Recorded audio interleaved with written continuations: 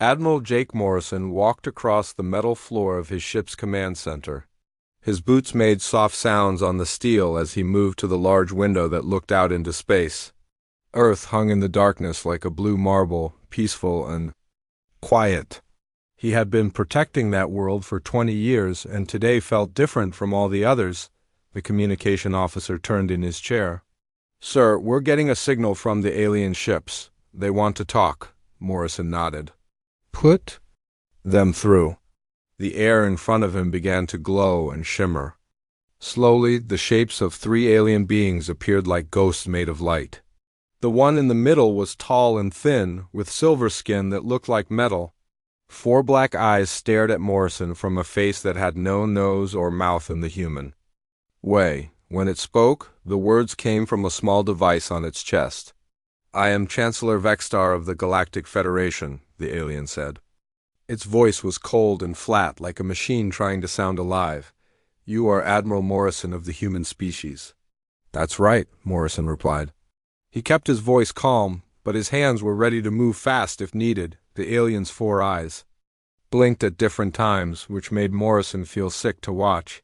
"Your species has been watched for 50 of your years. You have grown too fast. You take too much. You build too many ships and make too many people." Captain Lisa Brooks stood next to Morrison. She was his best officer and had fought beside him in 3 different battles. Her fingers moved quietly over her control panel, reading the numbers that showed how many alien ships were out there. "The news was not good. We count over 300 Federation ships around your world," she whispered to Morrison. "They have us surrounded." Morrison did not look away from the aliens. "What do you want?" "You will stop building warships," Vexstar sighed. "You will give us control of your military. You will become what we call a client species. This means you will do what we say when we say it. You will not travel to new worlds without our permission. You will not make new technology without our approval." The second alien, shorter and covered in what looked like fur, stepped forward. "Your people will be given jobs that help the Federation. You will mine metals from your asteroids. You will grow food for our other client species. You will be useful." Morrison felt his jaw clench. Behind him, he could hear his crew members shifting in their seats. Lieutenant Ben Carter, who ran the communications, made a small angry sound in his throat. "And if we say no?" Morrison asked. The third alien, which looked like a walking tree with too many arms, made a sound like wind through leaves. "Your ship's number 37. Our ships number over 800 in this area of space. We have weapons that can crack planets. We have shields that your weapons cannot break. We have controlled 12-star systems for 2,000 years. Vexstar raised one thin arm. "You have 30 standard days to decide. Remove your weapons from all ships. Send your military leaders to our command ship. Begin the process of joining the Federation as a client species. Do this and your people will live." "And if we refuse?" Morrison asked again. "Then we will show the galaxy what happens to species that think they are too good to join our order." The alien's black eyes seemed to grow larger. "We will start with your cities, then your farms, then your ships. Finally, we will take the children who survive and raise them to serve the Federation properly." The hologram began to fade, but Vexstar's voice continued. 30 days, Admiral Morrison. Use them wisely." The command center fell silent. Morrison looked around at his crew. These were good people, humans who had volunteered to protect Earth and the colonies. They had families back home.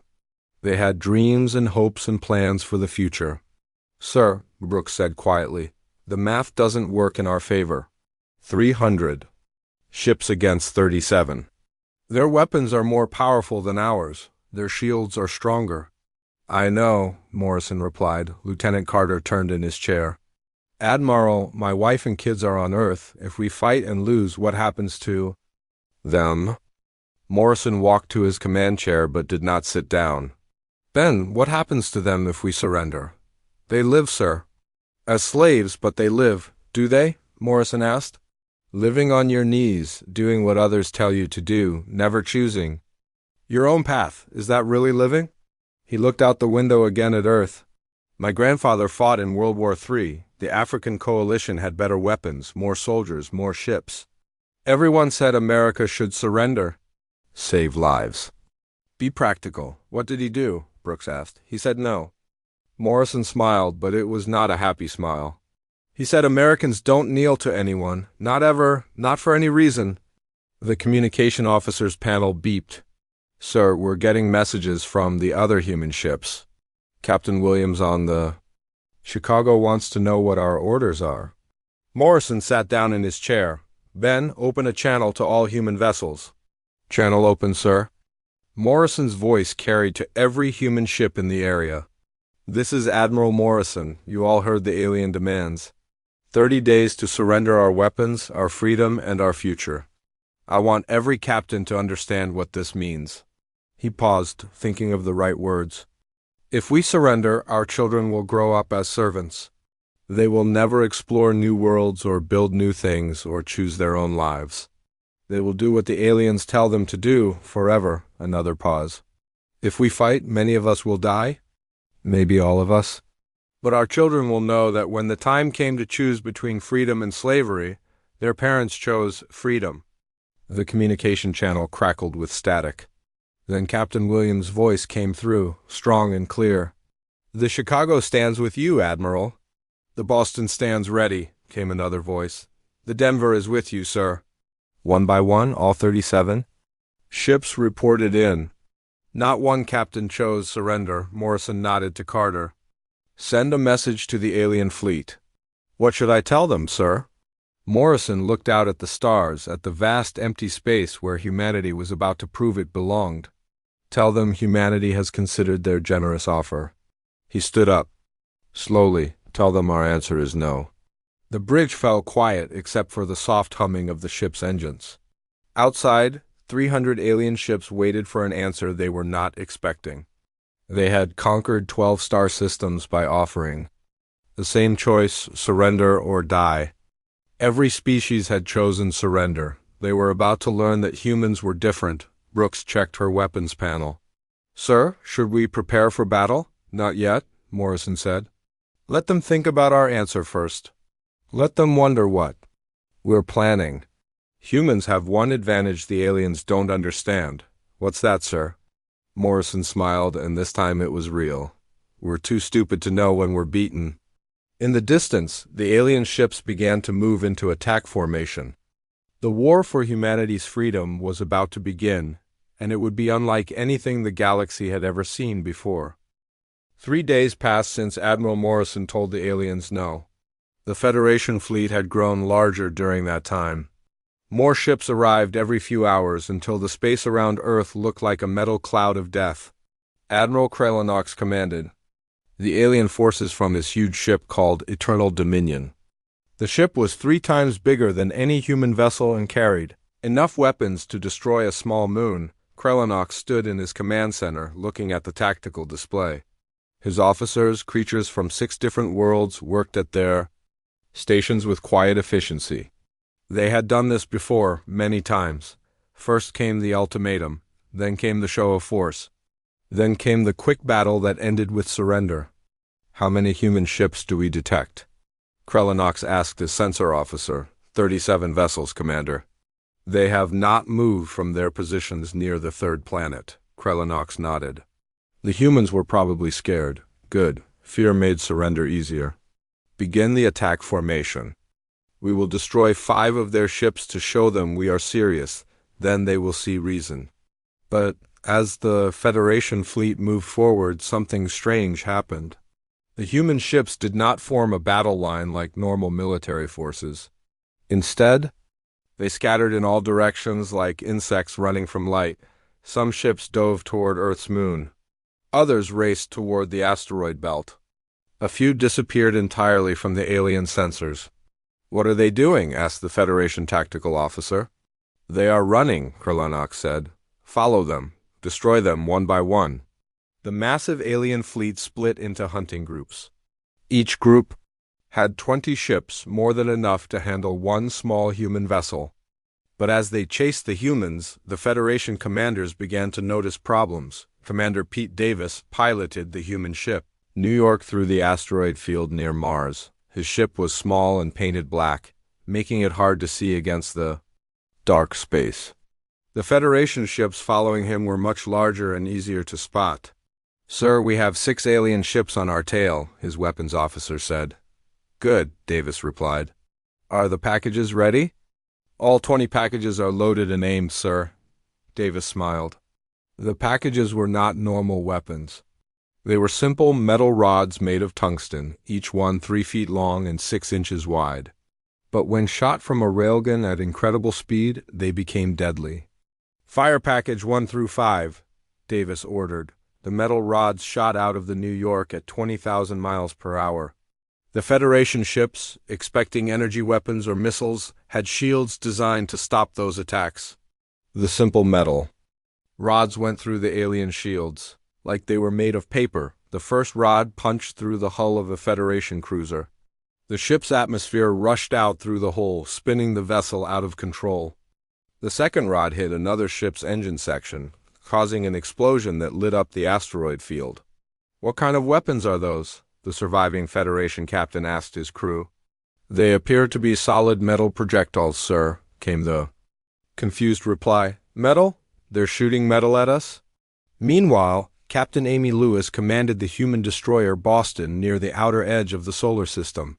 She had spent the last week placing mines throughout the area, small explosive devices that would activate when Federation ships came near. Her ship appeared to be running away from a group of 12 alien vessels. The Federation commanders, eager to catch a fleeing enemy, ordered full speed ahead. They did not notice the small objects floating in their path until it was too late. The first mine exploded next to a Federation battleship, cracking its hull armor. The second mine damaged another ship's weapon systems. But the real trap was still coming. "Now," Lewis ordered. 20 more mines exploded at once, creating a field of fire and metal fragments. 3 Federation ships were destroyed instantly. 4 more were badly damaged. The remaining ships stopped their pursuit, afraid to move forward through the minefield. "How did they get explosives out here?" the Federation fleet commander asked. "Unknown, sir. Our sensors did not detect any human activity in this area." Back near Earth, Admiral Morrison watched the battle reports come in. His plan was working better than expected. The aliens fought like they always fought, with big formations and direct attacks. Humans fought like humans always fought, with tricks and surprises. "Sir," Captain Brooks reported, "Davis has disabled 4 more alien ships. Lewis destroyed another 3. The enemy is starting to pull back." "Good," Morrison said. "What about the rest of our fleet?" Captain Rodriguez took out an alien supply ship near Jupiter. Captain Stone destroyed 2 Federation scouts using those new harpoon weapons. And Captain White managed to capture an alien patrol vessel. Morrison nodded. The capture was important. They needed to learn more about alien technology. But first they had to survive the next wave of attacks. Admiral Krellenuk stared at his tactical display in disbelief. He had started the day with 200 ships, expecting to crush the human fleet in a few hours. Now he had lost 37 vessels to an enemy that refused to fight properly. "Sir," his communications officer said, "the War Council is demanding a report." Krellenuk did not want to explain this to his superiors. "Tell them the humans are using unconventional tactics. We need more time to adapt." "What kind of unconventional tactics?" "They use solid projectiles instead of energy weapons. They place explosives in space and wait for us to fly into them. They attack our supply ships instead of fighting our warships. They hide instead of standing and fighting." The communications officer looked confused. Are these tactics not against the rules of war? Apparently humans do not know about the rules. On the captured Federation patrol ship, Captain White and his engineering team worked to understand the alien technology. The ship's computer systems were incredibly advanced, but they had one major weakness. "Sir," Chief Engineer Danny Kim said, "all their ships use the same communication network. It's like they're all connected to one big computer system. Can we access it?" White asked. "I think so, but we need more time to figure out their codes." White: looked at the alien control panels, covered with symbols he could not read. How much time? Maybe a week, sir, maybe more. We might not have a week, White said. Do what you can. As the first day of fighting ended, both sides counted their losses. The Federation had lost 37 ships, but still had over 160 vessels. The humans had lost only 3 ships, but were running low on ammunition and fuel. Admiral Morrison called a meeting of his remaining captains using secure communications. Their faces appeared on his screen, tired but determined. "We hurt them today," Morrison said. "But they'll be back tomorrow with a new plan. We need to stay ahead of them." "Sir," Captain Davis said, "we're almost out of tungsten rods. The asteroid mining operation can't make them fast enough. And our fuel supplies are getting low," Captain Lewis added. "We can't keep running these long-range attacks much longer." Morrison thought for a moment. "Then we change tactics again. Tomorrow we don't run from them. We make them come to us on our terms." "What do you have in mind, sir?" Brooks asked. Morrison smiled. "We're going to teach them about human ingenuity the hard way. Davis, I want you to take your ship to the lunar mining facility. Lewis, you're going to Earth's orbital shipyard. Everyone else, we're going to set up the biggest trap in human history." The captain signed off, and Morrison was left alone on his bridge. Outside, the alien fleet regrouped for another attack. They still had superior numbers and weapons, but they were fighting humans now, and humans never gave up. Not ever. Tomorrow would bring new challenges, but Morrison was confident. Humans had been fighting impossible odds since they first walked upright. This was just another day at the office. 1 week after the first battle, a much larger alien fleet arrived at Earth. War Marshal Thecheron commanded 500 ships, twice the size of the force that Admiral Krellinox had led. The War Marshal was old, even by alien standards, and had conquered 17 different worlds for the Federation. He had never lost a battle. Thecheron looked like a giant crab made of black metal, with 6 arms and eyes that glowed red in the dark. His voice sounded like grinding stone when he spoke to his officers on the bridge of his flagship. "The humans embarrassed Admiral Krellinox," Thecheron said. "They used tricks and ran away like cowards. This will not happen to me." His tactical officer, a creature that looked like a walking tree, rustled its leaves nervously. "Sir, the humans destroyed 43 of our ships in the first battle. Perhaps we should be more careful." "Careful?" Thecheron's red eyes flared brighter. "I have authorization from the High Council to use planet-killer weapons. If the humans want to play games, we will end the game permanently." Deep underground on Earth, in a secret base beneath the city of New Geneva, human scientists worked day and night on a desperate project. Dr. Richard Stone, Earth's best expert on alien technology, stood before a table covered with pieces of the Federation patrol ship that Captain White had captured. "We've been studying their computer systems for a week," Dr. Stone told the group of military officers gathered around him. "What we found is incredible." Admiral Morrison, who had traveled to Earth for this meeting, leaned forward. "What did you find?" "Every Federation ship is connected to the same network," Dr. Stone explained. "They use quantum communication to share information instantly across their entire fleet. It's like every ship is part of one giant computer." Captain Brooks, standing next to Morrison, asked, "Is that good or bad for us?" "It's both," Dr. Stone replied. "The good news is that if we can hack into their network, we can access every ship at once.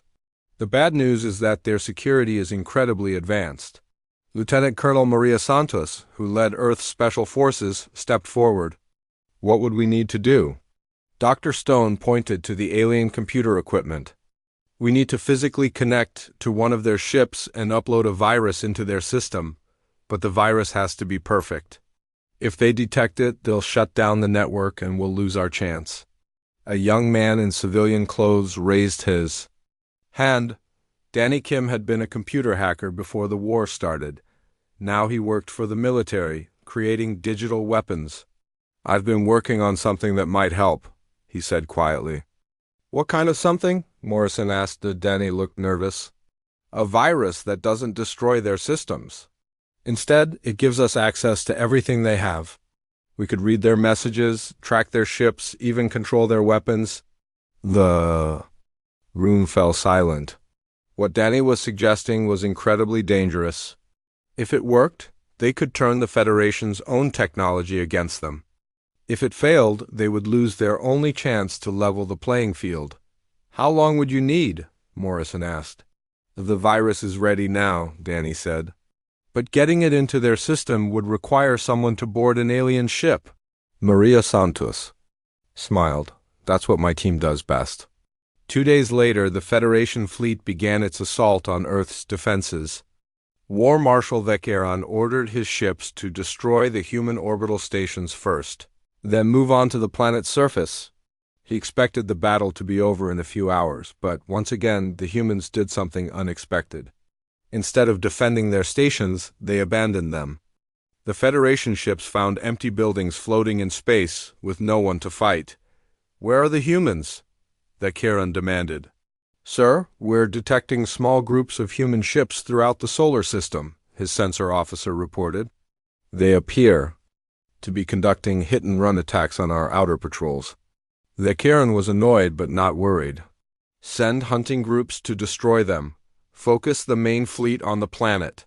What the War Marshal did not know was that one of those hit-and-run attacks was actually a carefully planned mission.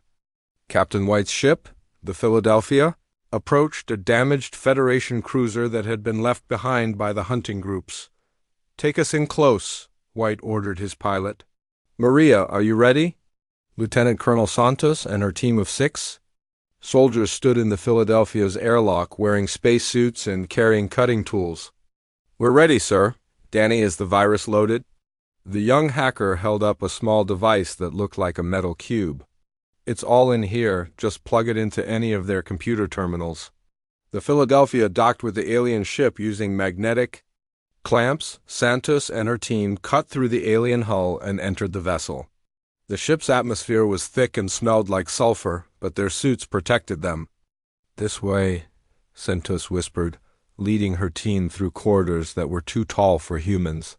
The alien ship was designed for creatures much larger than people. They found the computer center after 10 minutes of searching. The alien terminals looked like crystal trees growing out of the floor, pulsing with blue light. Danny studied them for a moment, then found a connection port.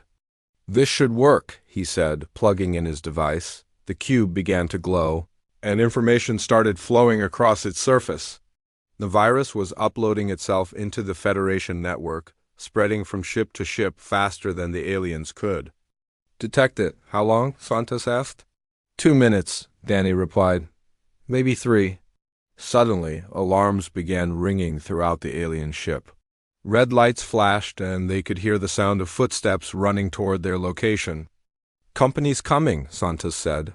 Raising her weapon, the first alien to enter the computer center was 8 feet tall with 4 arms and scales like a lizard. Santos shot it with her plasma rifle, and it fell backward into the corridor. More aliens appeared, but her team was ready for them. 30 seconds, Danny announced. The battle in the computer center was fierce but brief. The humans had better weapons and training, while the aliens had only numbers. When the virus finished uploading, Danny grabbed his device and shouted, "We're done, let's go." The team fought their way back to the Philadelphia, leaving the alien ship disabled and drifting. As they flew away, Danny activated his laptop and began testing the virus. "It's working," he said, his voice filled with amazement. "I can see everything. Their ship positions, their communication codes, their battle plans." Captain White opened a channel to Admiral Morrison. "Sir, the package has been delivered." Morrison's voice crackled through the speaker. "Excellent work. Return to base immediately." On his flagship, War Marshal Vecchiaron was preparing to begin the bombardment of Earth when his communications officer approached him. "Sir, we're receiving strange reports from our ships." "What kind of reports?" "Weapon systems are malfunctioning. Navigation computers are giving incorrect readings. Some ships are reporting that their communication arrays are broadcasting our battle plans to unknown receivers." The Kiran's red eyes dimmed. "Show me." The tactical display showed the Federation fleet in perfect formation, ready to attack. But as the Charon watched, the display began to flicker. Numbers changed, ship positions shifted. Warning messages appeared and disappeared. "Sir," the communications officer said, "the humans are somehow accessing our network." For the first time in his long military career, War Marshal Charon felt afraid. The humans had turned the Federation's greatest advantage into a weakness. Every ship in his fleet was now vulnerable to enemy control. "Cut all network connections," he ordered immediately. "Sir, if we do that, we'll lose coordination between our ships. We won't be able to fight as a unified fleet." Charon looked at his tactical display, which now showed human ships appearing in locations where they had not been detected before. The humans were using Federation sensors to track their own movements. "We have no choice," he said. "Shut down the network." But it was too late.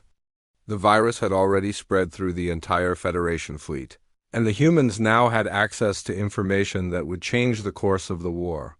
For the first time since the conflict began, humanity had gained the upper hand. In his command center on Earth, Admiral Morrison smiled as he read the alien battle plans on his computer screen. The hunters had become the hunted. With access to the Federation's computer network, humanity began the largest military operation in their history. General Carol Wright commanded the offensive from a hidden base inside an old mining tunnel on Mars. The base had been built in secret over the past month, using equipment smuggled from Earth during the early days of the war. "Show me what we've got," Wright said to her intelligence officer. Major Kevin Hall pointed to a large screen that displayed a map of 3 star systems. Red dots showed Federation positions, while blue dots marked human targets. "We can see everything they're doing. Their supply ships, their fuel depots, their communication centers. They have no secrets from us anymore," Wright studied the display. The Federation had been careless, spreading their forces across multiple systems because they never expected humans to coordinate attacks over such vast distances. "How many ships can we hit at once?" "If we time it right, we can strike 15 different targets simultaneously," Hall replied. "But it means splitting our fleet into very small groups." "How small?" "Some attacks will be carried out by single ships, ma'am." Wright nodded. This was exactly the kind of desperate plan that humans excelled at. "Do it. Send the orders." The first target was Kepler Station, a massive fuel depot that supplied the Federation's entire battle fleet. Captain Tony Rodriguez piloted his ship, the Miami, toward the station with only 12 crew members. Everyone aboard knew this was a suicide mission. "Sir," his weapons officer, Lieutenant Sarah Murphy, said quietly, "we could try to escape after the attack." Rodriguez shook his head. "The station's defenses will activate the moment we start firing." "This is a one-way trip, and we all knew that when we volunteered," Murphy nodded. She had left her family on Earth to join this mission. Her husband had cried when she told him, but he understood. If they failed here, there would be no family left to return to. The Miami approached Kepler Station disguised as a Federation patrol ship. Rodriguez had used the stolen codes to make his vessel appear friendly on alien sensors. The station's controllers did not suspect anything until it was too late. "Beginning attack run," Rodriguez announced to his crew. "It's been an honor serving with all of you." The Miami opened fire with everything it had. Missiles, plasma cannons, and kinetic weapons all targeted the station's fuel storage tanks. The first explosion lit up space like a small sun. The second explosion was even larger. By the time the third tank exploded, the entire station was breaking apart. Rodriguez's final message reached General Wright on Mars. "Kepler Station destroyed. Tell my kids their dad kept his promise. Miami out." The Miami disappeared in the final explosion, taking the station's defensive guns with it. The Federation fleet had just lost its primary fuel source. At the same time, Lieutenant Commander Susan Taylor was conducting her own mission near the asteroid belt. Using her access to Federation computers, she had taken control of the automated defense systems that protected the alien mining operations. "This is incredible," she told her crew aboard the destroyer Atlanta. "I can make their own guns shoot at them. The mining stations used powerful laser cannons to break up asteroids for processing. These weapons were normally controlled by simple computer programs, but Taylor had found a way to override them. As Federation supply convoys passed through the asteroid belt, the mining lasers suddenly turned and fired at the alien ships. "Convoy 7 is under attack," came the panicked report from a Federation freighter. "The mining stations are shooting at us." "That's impossible," replied the convoy commander. "Those are our own installations. Sir, 3 of our ships are destroyed. The lasers are tracking us like enemy weapons." Taylor smiled as she watched the alien ships scramble to escape their own defenses. "Fire our missiles at the convoy while they're distracted," she ordered. The Atlanta destroyed 2 more Federation ships before the aliens could figure out what was happening. But Taylor's favorite target was still to come. "There," she said, pointing at her screen. "The command ship for this sector. If we can capture it, we'll have access to their entire battle network." The Federation command ship was called the Iron Fist, and it controlled all alien operations in the Centauri system. Taylor approached it carefully, using the stolen codes to appear as a friendly vessel requesting permission to dock. "Permission granted," came the reply from the Iron Fist. "Dock at Port 7. Taylor and her boarding team, led by Sergeant Mike Collins, entered the alien ship through the docking port. The corridors were filled with creatures from different worlds, all working together to coordinate the Federation's military operations. "Remember," Taylor whispered to her team, "we need to reach the central computer core. No unnecessary killing." But as they moved through the ship, they were spotted by a security patrol. The aliens raised the alarm, and suddenly the corridors were filled with armed guards. Collins and his soldiers fought their way through deck after deck, using human weapons and tactics against enemies who had never faced such determined resistance. "The computer core is just ahead," Taylor said, checking her scanner. They reached the central computer room after a fierce battle that left half of Collins' team wounded. The computer core was a massive crystal structure that pulsed with energy, controlling thousands of Federation ships across the galaxy. Taylor connected her equipment to the crystal and began downloading everything she could find: fleet positions, supply schedules, communication codes, and most importantly, the location of the Federation's military headquarters. "Got it," she said. "Nexus Prime, that's where their war council meets." Collins set explosive charges around the computer core. "How long do we have?" 2 minutes, Taylor replied. "Then this whole ship goes dark." They fought their way back to the Atlanta, barely escaping before the explosives detonated. The Iron Fist went silent, leaving hundreds of Federation ships. Without orders or coordination. Back on Mars, General Wright received reports from successful missions throughout the galaxy. Human forces had destroyed fuel depots, communication centers, and supply lines. The Federation's organized fleet was falling apart, but the most important intelligence came from Lieutenant Commander Taylor's mission. Wright stared at the data on her screen, hardly believing what she was seeing. "Nexus Prime," she said to Major Hall. "Their entire war council is meeting there tomorrow to plan the final assault on Earth. It's heavily defended, ma'am.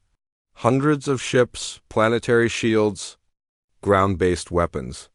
Wright studied the tactical information. Nexus Prime was supposed to be unconquerable, the heart of the Federation's military power. But the humans had proven that impossible was just another word for challenging. "Get me Admiral Morrison," she ordered. Morrison's face appeared on the communication screen. He was aboard his flagship, the Liberty, which was hiding in Earth's shadow to avoid detection. "Carol, what's the situation?"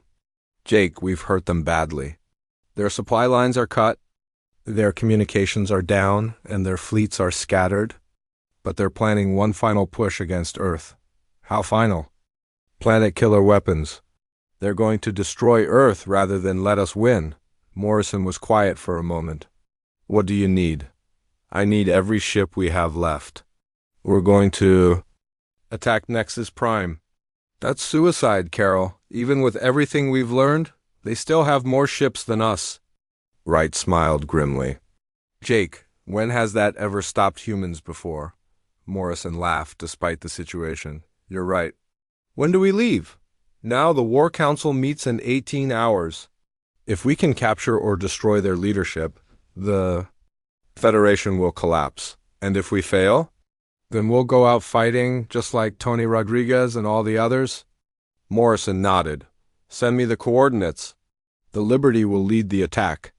As human ships began gathering for the final battle, Wright looked out at the stars. Somewhere out there, the Federation was preparing to end the war with overwhelming force, but they had made one critical mistake.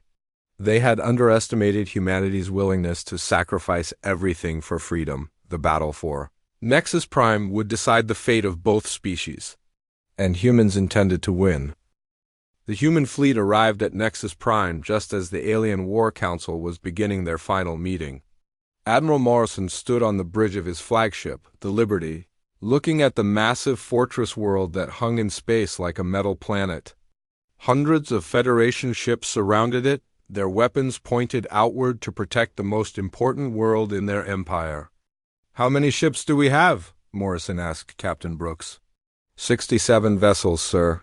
Including the captured Federation ships that we've managed to repair, Morrison nodded. The humans were still outnumbered 3-1, but they had advantages. The aliens did not expect. Are our special weapons ready? Yes, sir. Danny's computer virus is loaded into all our systems. When we get close enough, we can take control of their defensive networks. On the surface of Nexus Prime, Chancellor Vexstar stood before the assembled War Council in a great hall made of black crystal. Representatives from 12 different species sat in curved rows, their alien faces showing anger and frustration. The humans have destroyed 40% of our fleet, Vexstar announced, his 4 eyes blinking in sequence. They have cut our supply lines and disrupted our communications. This primitive species has made fools of us all.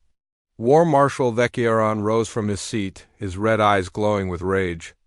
Give me authorization to use the planet killer weapons. We will turn Earth into dust and be done with this embarrassment.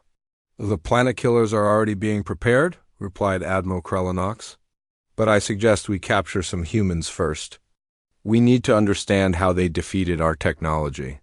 A new voice spoke from the shadows at the back of the hall. You will not have the chance. The War Council turned to see Admiral Morrison walking through the main doors, flanked by 6 human soldiers. The aliens reached for their weapons, but Morrison raised his hand. I wouldn't do that, he said calmly. Your planetary defense system is now under our control. One wrong move, and your own guns will fire on this building.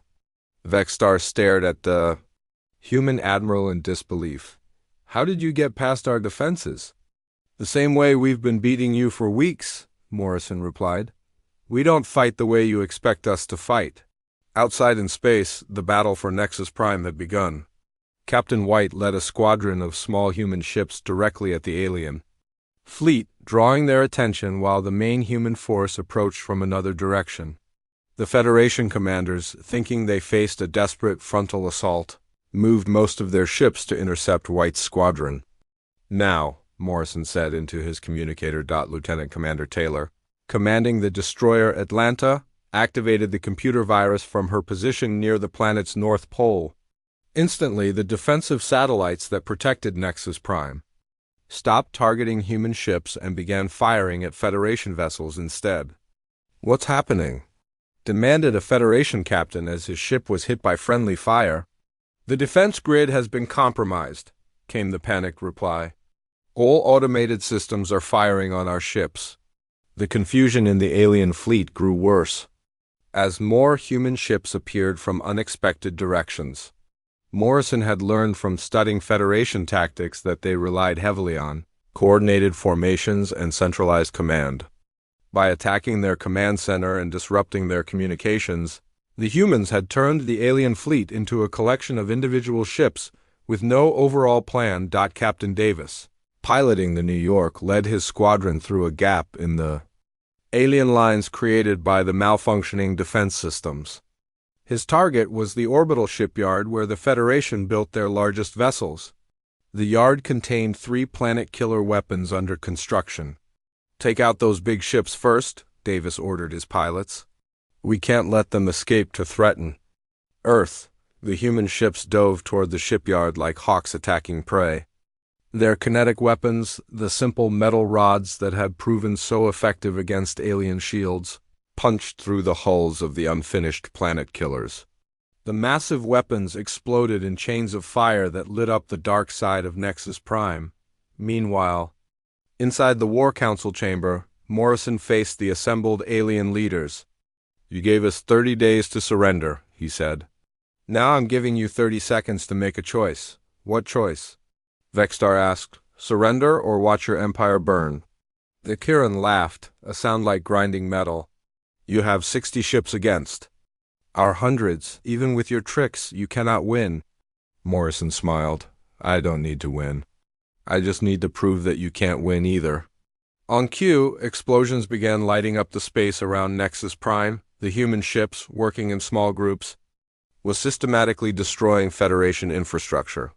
Fuel depots exploded. Communication towers fell silent. Supply ships tried to flee but were hunted down by human pilots who had learned to fight in the empty spaces between planets.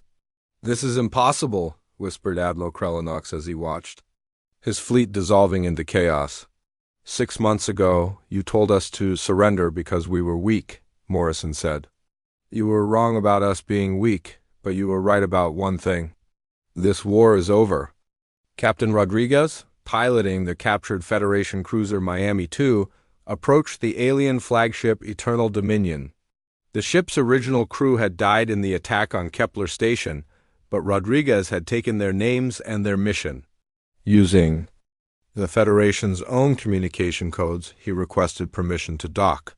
"Permission granted," came the reply from the Eternal Dominion, Rodriguez and his boarding party. All volunteers who knew they might not return entered the massive alien ship through its main docking bay.